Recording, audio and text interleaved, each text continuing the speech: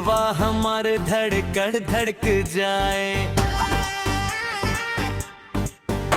अरे गोरी पे काजर के लाइनिया देख के निंदिया उड़ जाए। चुनरी लाल गजरा कमाल नजरिया सीधा दिल पे वार, एक मुस्की में घायल कैले का कमाल बतोहार प्यार।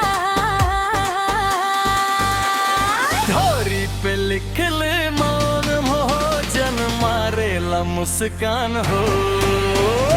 देखते ही दिल का है लड़की तो तूफान हो।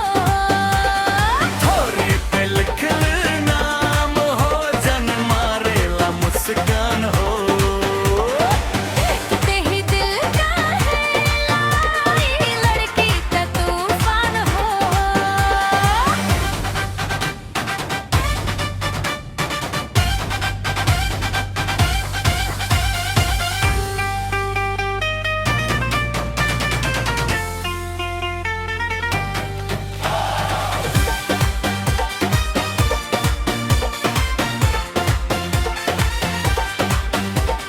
गोर बदन पे चांद चमके आँखियाँ में पूरा नशा बा। चलतिया त लगे बिजूरी पूरा शहर दीवाना बा।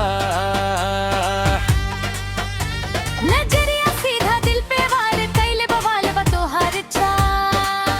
दिल के भीतर आग लावे हर अदा बा बेहार। ढोरी पे लिख ले नाम हो जन मारेला मुस्कान हो।